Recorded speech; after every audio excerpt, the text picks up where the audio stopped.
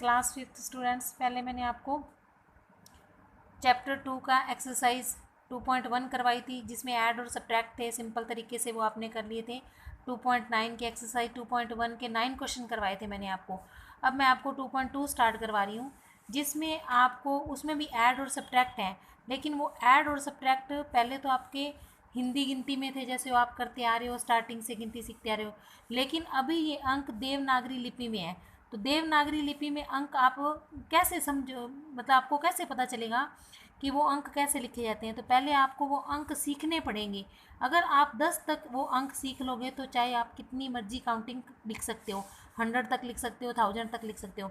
तो वो अंक आपने कैसे सीखने हैं, किस तरह से वो बनते हैं। देवनागरी लिपि के अंदर अंक आपने पहचान करना है। 1, ये 1 है, ये 2, ये 3, ये है 4, और ये है 5, ये है 6, और ये है 7 और 8 का थोड़ा सा ध्यान रखना।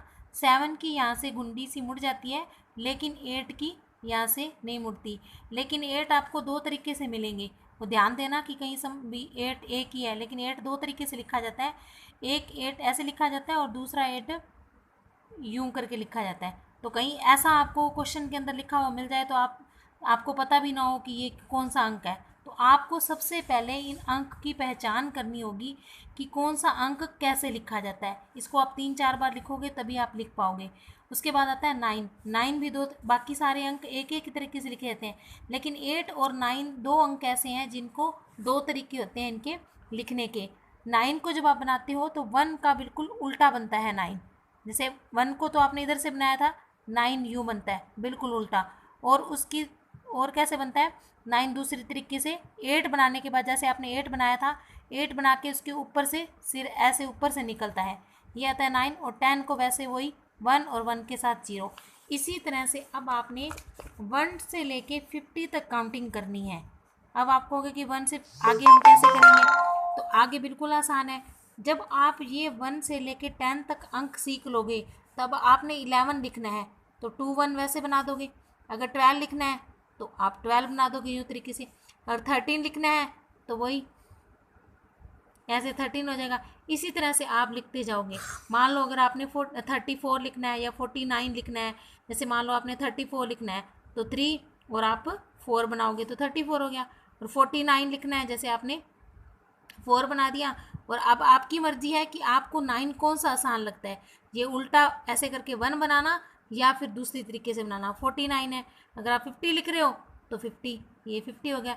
इसी तरह से अगर आप पहले 1 की लाइन लिखोगे, फिर 11 की लिखोगे, फिर आप 21 वाली लिखोगे, फिर 31 वाली, फिर 41 वाली।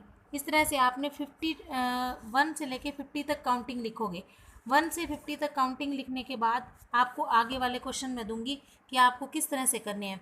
पहले आपको इन अंक को अच्छे से पहचानना है कि कहीं, जैसे मैंने आपको ये दे दिया कि हिंदी में अंक दे दिया अभी 342 है और 126 है, ये आपको हिंदी लिपि दी है।